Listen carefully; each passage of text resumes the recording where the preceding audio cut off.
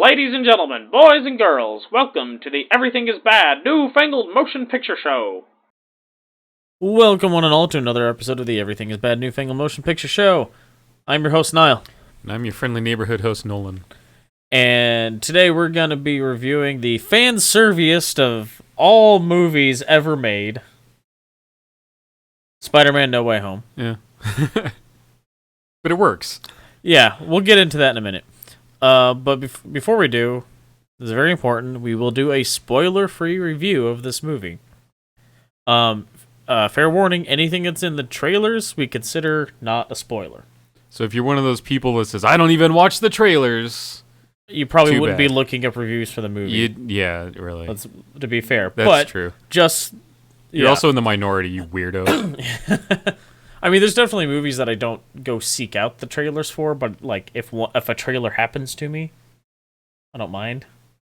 Like if you go to see a movie, do you stand outside like for the first 20 minutes waiting for the trailers to be over? Yeah.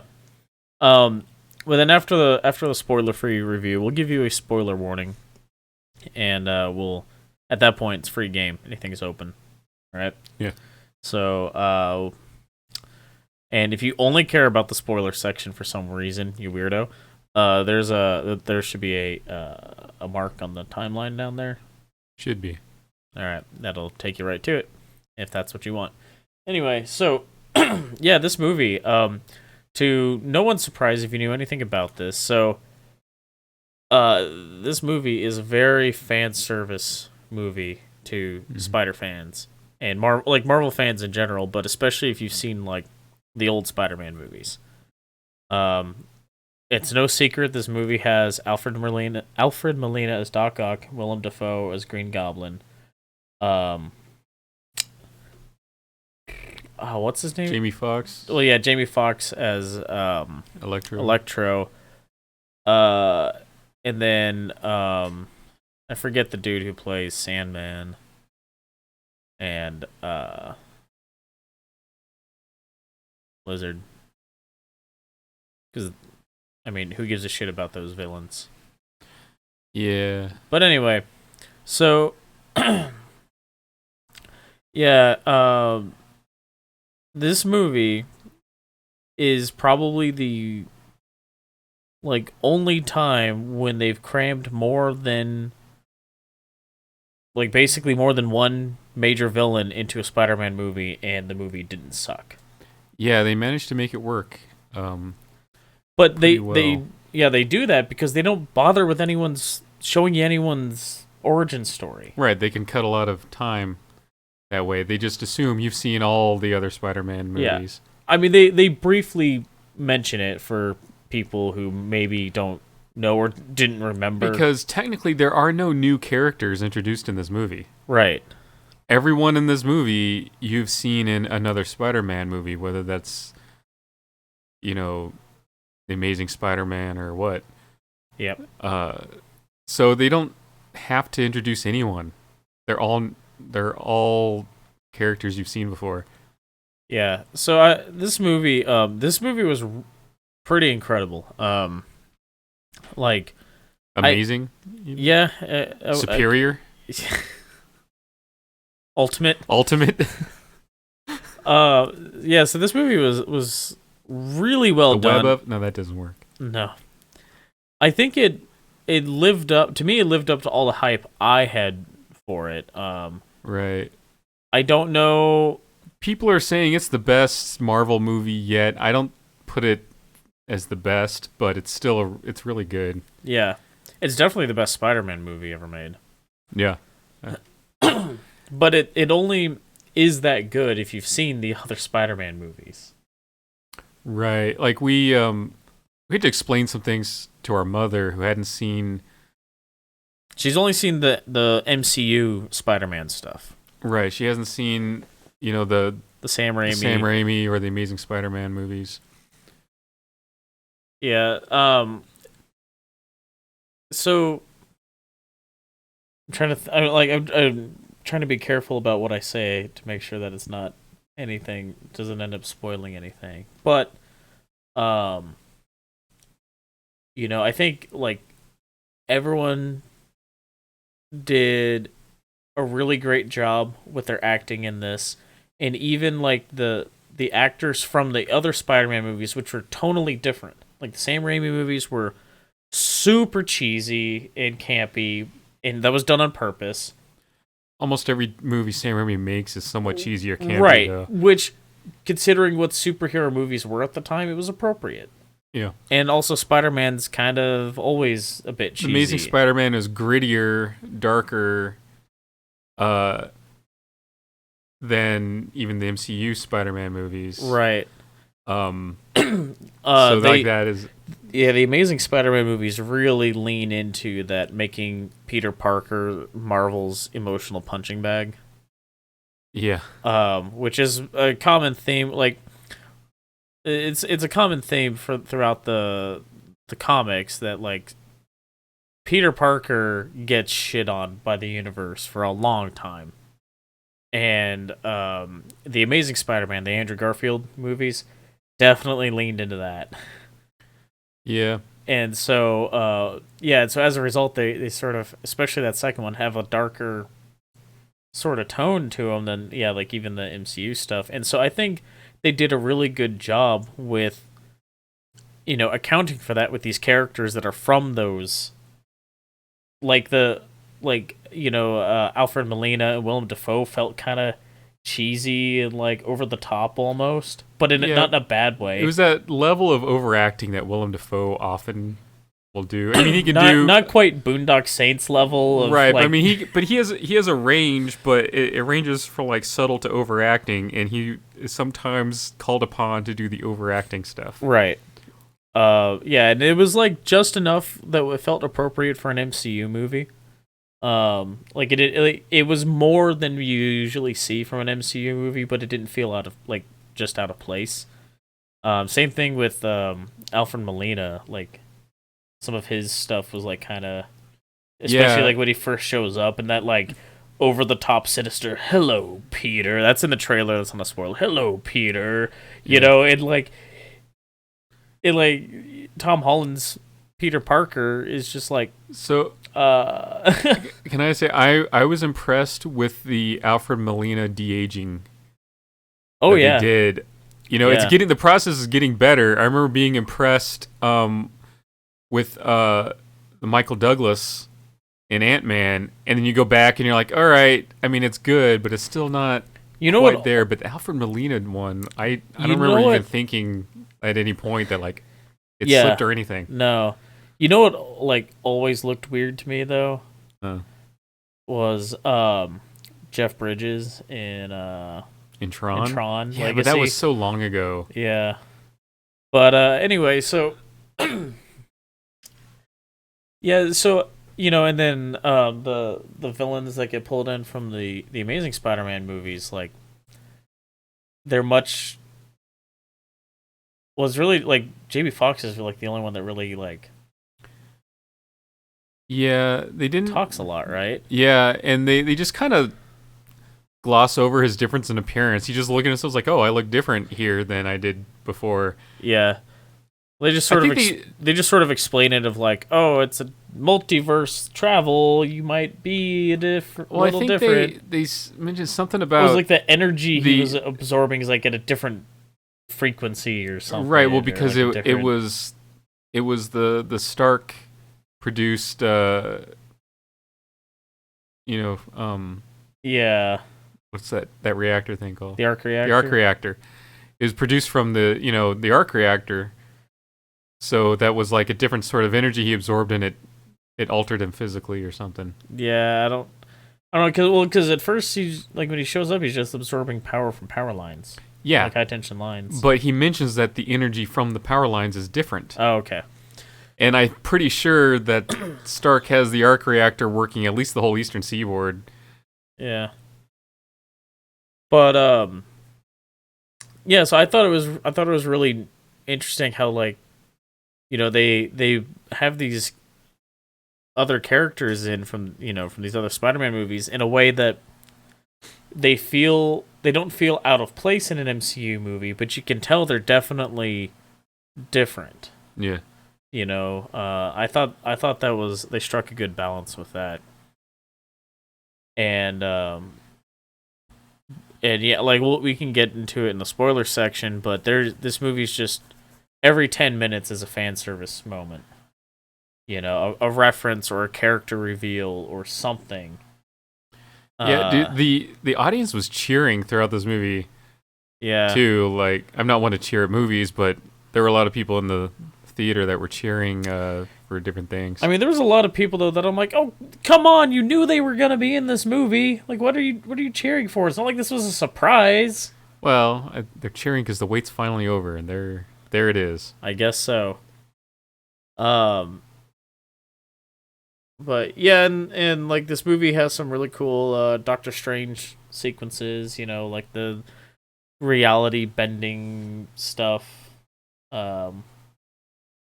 Thinking with portals. Yeah, and also like all the tessellation stuff that he is known for, you know. Yeah. So just some really cool visual effects in there. And as is pretty typical with Spider-Man, you know, the whole thing is like all the problems in the movie are kicked off because Spider-Man is just too good of a person. Yeah. If he were just a bit less of a moral individual, his life would be so much easier. You know? Yeah, it's that great responsibility he's burdened with. Yeah. So, I mean, I would say I recommend going to see this, but I feel like everyone's probably made up their mind. I mean, if you go by the headlines I saw today, like basically everyone saw it over the weekend anyway. Yeah, it's setting records. Yeah, it's like the third highest grossing opening weekend. It's like over 600 million or worldwide or something. It made $50 million Thursday night alone. Yeah. So, yeah, that's pretty impressive. Anyway, so let's throw up a spoiler warning here. Spoiler warning. So, if they don't do something with Charlie Cox as Daredevil. Well, I was thinking Matt Murdock, but yeah, if they don't do something with Charlie Cox as Daredevil, especially because he demonstrates he has Daredevil abilities, right? I'm going to be upset. Scene where this brick flies through a window and he just catches it. Because Matt, like, you know, at the end of the last Spider-Man movie, you know, J. Jonah Jameson reveals on his InfoWars-esque podcast that Peter Parker is Spider-Man and blames him for the death of Mysterio. And so Peter Parker lawyers up and he gets Matt Murdock to... Or it seemed like Aunt May knew him. Yeah, well, I figure Aunt May, who works at a homeless shelter or something, I figured that at some point she's had need of getting lawyers for some homeless person who can't afford one, and Murdoch does a lot of pro bono work. That's true. So I figured because the way she talked to him, she always used his first name and everything, like she knew him and everything. So yeah, it felt like they knew each other. But this brick comes flying through the window and he catches it before Peter can. Peter's like, "How'd you do that?" "I'm a really good lawyer." Yeah. But I speculate because they're working on a She-Hulk show that he's gonna pop up in She-Hulk. Well, here's the thing: there's one episode left of the Hawkeye show, of this season of Hawkeye. I don't know if they're gonna make more. I guess the show's not performing really well, but so there's one episode left coming out this week, and in the last episode, they revealed Kingpin, still played by Vincent D'Onofrio, who played him in, you know, the Netflix Daredevil shows where Charlie Cox was Matt Murdock. And, like, we haven't gotten to see Vincent D'Onofrio do anything because the reveal is, like, a photo on someone's cell phone of Kingpin. Okay? But he looks like he's dressed the same in, like, a white suit or whatever. Mm-hmm. And then... like this, system not always being the money sometimes. Yeah, it's not always about the money, Spider-Man. Sometimes it's about the Mets. And so, anyway, so the you know, the Charlie Cox like looks exactly like he did in the Netflix show too. So like they're sending some weird signals there with that, but I think they've established those Netflix Defender shows are not in the canon, right? Right, but they could still use the same actors and the same characters. Here's a new story, and don't worry about that other one you watched on Netflix. Right. So, but I think it would be interesting though if Matt Murdock was in this last episode of Hawkeye. Since like you wouldn't have wanted that episode to come out before his reveal in Spider-Man. Well, right. So especially because he kept denying being in Spider-Man. Yeah, so did like Andrew people would Garfield. ask, and he's like, "Yeah, I'm not in there." So did Andrew Garfield. Yeah. Meanwhile, Tobey Maguire was telling everyone who would listen to him. So but yeah, so that was a cool reveal, and it's just like it's a situation where we would have felt like gypped if they didn't bring in Matt Murdock when they needed a lawyer suddenly in Spider-Man, like in New York too. Right, unless you wanted to be like way out there and have his lawyer be She-Hulk, and then that would just been kind of weird, like for that to be the introduction of She-Hulk. Right. Well, it'd been like what? Why is this green woman sitting in his kitchen? Like, what is going on? Yeah. Yeah. But that was cool. That was like one of the big fan service moments in the movie. As the scene where Andrew Garfield and Tobey Maguire showed up was cool. Yeah, people were cheering for that. First again, because what happens is Ned accidentally gets that ring, the sling ring or whatever they call it, from Doctor Strange. Right, that he opens the portals with. Yeah, and so he opens a portal because he's like, I wish you could find Peter, and this portal opens. And then there's Spider-Man, and I'm like, well, that's Andrew Garfield. Just you can tell by the way he's standing and like the. It's like a recreation of a shot from. Yeah, it's a recreation of a shot from Amazing Spider-Man. So he comes through the portal, and then they open another one. And like, well, obviously, then this is gonna have to be Tobey Maguire, and of course it is. We were disappointed we didn't get a Spider-Man pointing at each other meme anywhere. Yeah, and I mean, I think they might have like sort of done it in the lab scene. Yeah. But like I think it would have just been too good for the two of them just standing across the room from each other to do it. One thing, some of the best scenes in the movie are the three Spider-Men interacting with each other. Yeah. Just the way they're just like discussing things. They're really funny, well-written scenes. And like they're just talking about like, oh, so all right, so what's the craziest villain you ever fought? And then like Tobey Maguire's like, I fought this weird alien, was made of black goop, and Tom Holland's like, oh, I fought an alien in space and on Earth. He was purple though. Oh, you went to space? That's pretty cool. Like Andrew Garfield's like, oh, I feel lay. The weirdest guy I ever fought was this Russian guy in a rhinoceros suit. Freaking Paul Giamatti, everybody.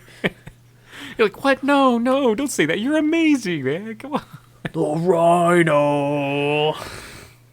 But yeah, they had some like pretty funny scenes together. Like at one point, Ned's like, Peter, we're all Peter Parker. We're all still Peter Parker. Yeah. Yeah, and like I don't know why, but it felt like Andrew Garfield and Tobey Maguire gave better performances in this movie than they did in their own Spider-Man movies. Well, they've had years of more experience acting now. That's true, yeah. Andrew Garfield did that Hacksaw Ridge movie. I can't name you any other movie he's done.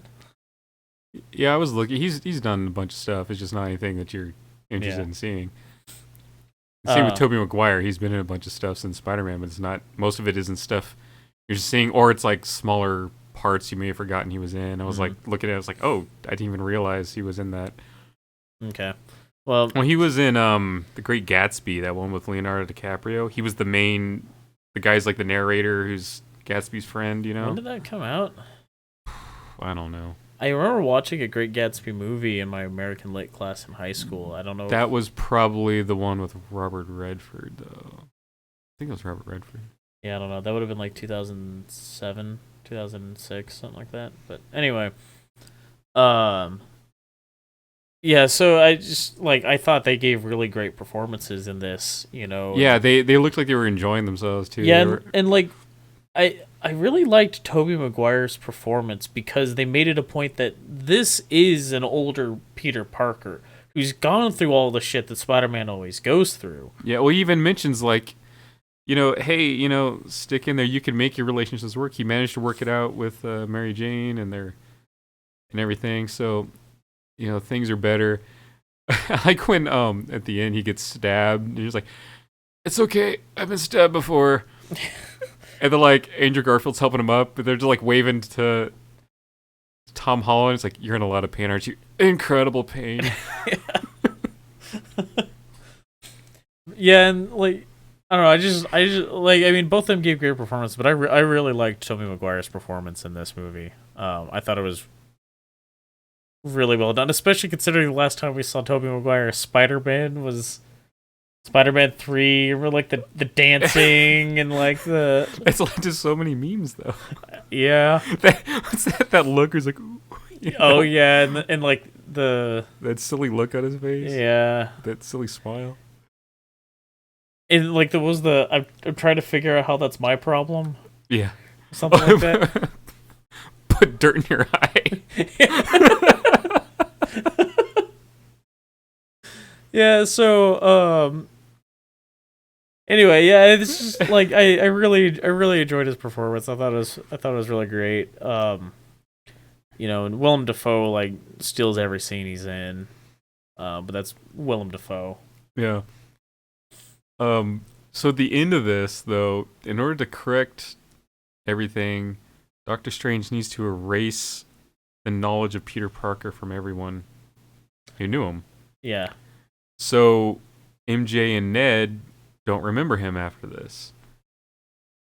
And so, of course, in true Peter Parker fashion, when he goes to like try to introduce himself to MJ again, she works in this coffee shop. He just goes in and buys a cup of coffee, and Ned doesn't ever actually ask her out or anything like he really wants to. He just makes that decision of like, well, they're probably better off without knowing me, which is always the line that Peter Parker is going to take.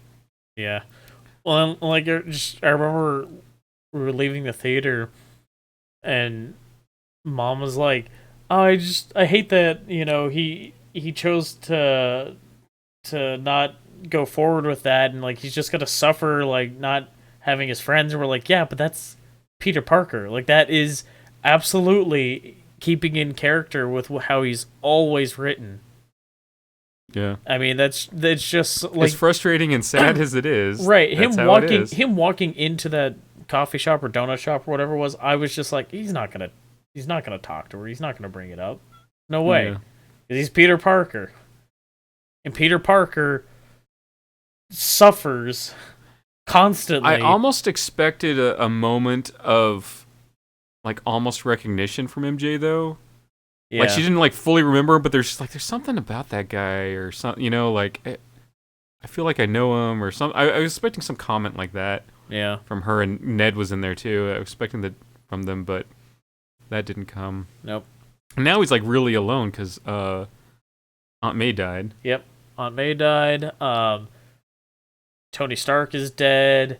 Happy won't remember him. Happy doesn't remember. We confirmed that. Oh yeah, because he runs into Happy at Aunt May's grave. And then like of the other Avengers, like Thor's off world. Rogers is retired. He didn't ever really. I mean, we never saw him interact with Falcon, right? Yeah, not really. Doctor Strange doesn't remember him. Yeah, like he just has absolutely no one left in the world. And so it ends with an homage to one of the Tobey Maguire movies where he rents an apartment and it's like the same apartment, and the landlord tells him, "Yeah, rent due on first of the month. Don't be late." And it's that same apartment that Is it the exact same? Or? I'd have to watch the other movie again. Yeah, it's very similar. If it's not the exact same, it's very close. Yeah. But now he's doing all this without Stark Tech too. Yeah. He has like make a new costume for himself, and it's like all shiny because it's made out of spandex or something. Oh man, yeah. You had you had gone already to bring the car around, but I saw a guy coming out of the bathroom that was wearing that costume, the wrestling costume, from the first Sam Raimi movie. There was a guy when I had gone out to get the car though who was dressed up like wearing sweats with his hoodie half zipped up with like the Spider-Man like spandex. Like he's wearing the costume underneath it, like right. Spider-Man always does. Yeah. But yeah, I mean, this movie is pretty great. Oh, the only complaint I had is I wanted to actually see Tom Hardy in there. Yeah, so he comes in a mid-credit scene. We'll get into the post-credit scene and why it's really freaking weird. Here in a minute, but yeah. Yeah. So we get Tom Hardy, and he's sitting in like a tiki bar or something, right? And he's like talking to this guy about like, wait, so there's all these guys with powers. He's just like trying to wrap his head around. Now he's in a universe with a whole bunch of superheroes, right? And the Spider-Man guy, and it's all crazy, and he's real flippant because that's how the character is. And the guy's getting mad that like, you don't insult the Avengers. Like right. The bartender is like upset with him. Yeah, well, yeah, and he's like says like some purple alien who's obsessed with stones. Like he made my family disappear for 5 years. Yeah. And so anyway, then the Doctor Strange spell goes through and he goes back. Right, he disappears again, so he's going back to his world because we get the same effect that we saw from everyone else who disappeared. But Venom managed to leave a little piece of himself behind. Yep. So, yeah, we're going to get some symbiote action in the next Spider-Man. Yeah, presumably the next Spider-Man. Spider-Man Home Slice or something. Yeah. Spider-Man Homeward Bound, The Incredible Journey. I would... Oh, man. I don't know what I would do. They made a Marvel version of that DC Pets movie that they're making. Oh. That movie looks terrible. Yeah, but that would be such an amazing subtitle for the next Spider-Man movie. Oh my gosh. Yeah. So, presumably the next Spider-Man movie is going to be Venom focused. I would think so. So the post-credit scene, like after all the credits are done, right? This is a strange one. Just a trailer for Multiverse of Madness. It's not like a scene. It's just straight up the trailer. Yeah. It's so weird because we're just not like they haven't done that with any of the other ones. They've all been like a scene that like hints at what the next thing is going to be, or like sets up something to come. Like, obviously the first one, the first couple of them were Sam Jackson showing up and recruiting people for the Avengers Initiative. So, like that was something that was actually just story added on to the end. This is just a trailer, and it felt weird. It felt so weird to me. Well, at first I was like, oh, here we got some like setup for multiverse, and then I'm watching it, I'm like, this is not a setup. This is just the trailer. Like, yeah. It was very strange. Very strange, huh? Sure was. So yeah, that was super weird. I wasn't real keen on that. But what I did find was interesting is there is some stuff in there that references What If, like some of the stuff that happened in What If. So that'll be cool. See how they all they tie that in. But yeah, I wasn't real keen on that post-credit scene. That felt so bizarre. Yeah, it was almost like they felt like, oh shit, we forgot to do a post-credit scene. What do we got? Thing is, they could have just moved the Tom Hardy thing to the end. Yeah, like because they didn't always have a mid-credit and post-credit thing. Right. That seems to be what they're doing now, except for when they did Infinity War, that didn't have anything, right? Right. Well, because Infinity War was meant to be viewed as one thing. Right, Infinity War and then Endgame. Or meant to be viewed as one thing, yeah. But so it's, I don't know. I wasn't keen on that. It was about, so like that and the fact that Tom Hardy wasn't in there more than that. Yeah, I mean, it would have felt. I don't know how you do it without just feeling too. No, I don't know. and that feels like that was an agreement that came about too late to do anything about it anyway. Yeah. Because there wasn't any news about it before they set it up in Venom and Let There Be Carnage. Right. And it's like they probably filmed those scenes at the same time. Right. Too. Like you had, okay, Tom Hardy in the hotel room, now Tom Hardy at the tiki bar. You know, and they just could have been the same. Could have been the same room, different set dressing. Right. It could have, and they probably shot it all on the same day. You know, and like, all right, we got this done. Then we can tack this part onto the end of Venom and this part on the end of Spider-Man. We're good to go. Yeah. So, that decision feels like it probably came about just very late in the game, too late to do anything about it. Mm-hmm. You know, just setting up that. Because really at this point, who's like Venom's like the only major Spider-Man villain left that they. The Rhino. Yeah, I mean, there's the Rhino, but come on, the Rhino's dumb even for Spider-Man villains. Because they're not gonna do any of the villains that they brought in for multiverse stuff in this. Like we're not gonna get a new Doc we're not Ock gonna get a new Norman Osborn Green Goblin situation. Right. Well, we've already established there's no Oscorp in this version. Right. Not that Norman Osborn doesn't exist, but if he doesn't have the resources of Oscorp, he's not going to make himself the Green Goblin. Right. Oh man, how would you feel about the MCU's Flash Thompson becoming Venom though? That would be weird. Yeah. Because he's a completely different Flash Thompson. Yeah. Like, I can't see that Flash Thompson going off and joining the army. And then getting his legs blown off. Because Venom latches onto Spider-Man, and then he latches onto... Tom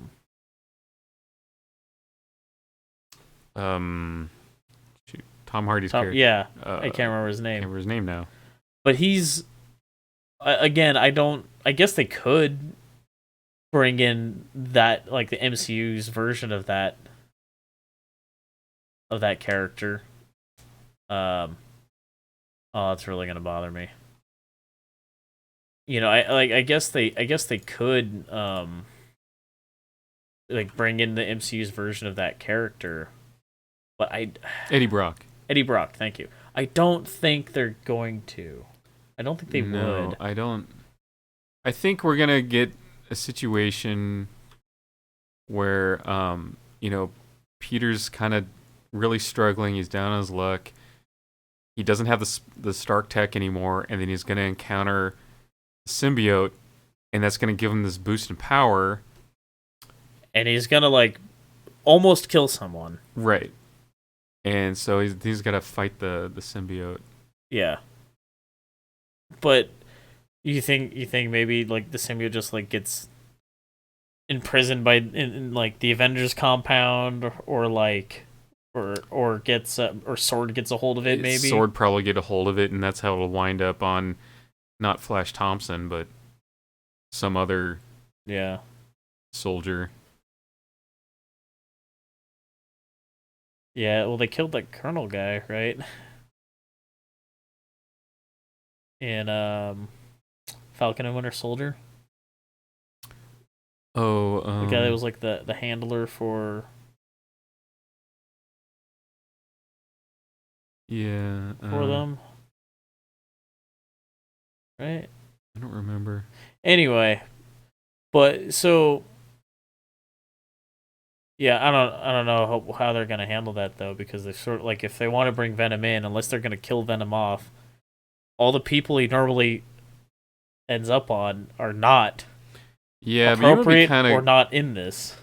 Kind of cool is if they then moved him into, because aren't they developing something with the guy from Falcon Winter Soldier, who was American Agent? Yeah, American Agent. Yeah, they're developing something with American Agent, and it'd be kind of cool if they like made, you know, the Spec Forces guy with the symbiote suit as part of his team or something. That would be that could be kind of cool. cool. Anyway, enough speculation, I guess. Anything else to say about this? No, I would say go movie? see it, but chances are you probably already have. Probably.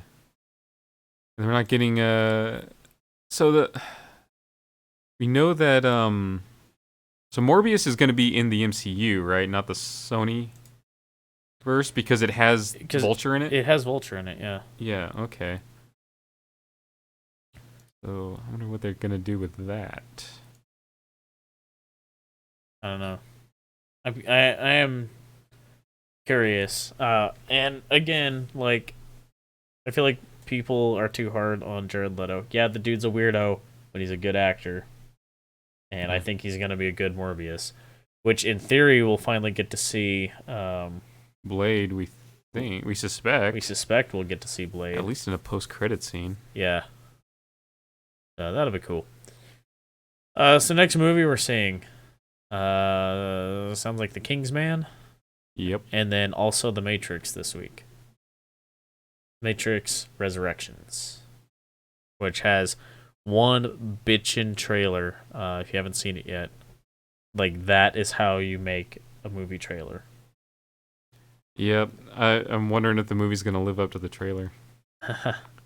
I've seen it happen. I've seen movies with great trailers, and you see the movie and go, man. Yeah, I've seen movies where I'm like, they should have gotten the editor for the trailer to edit this movie.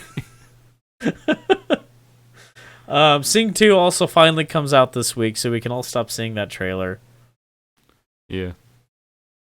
It's when, like, confetti comes down from the ceiling, and right.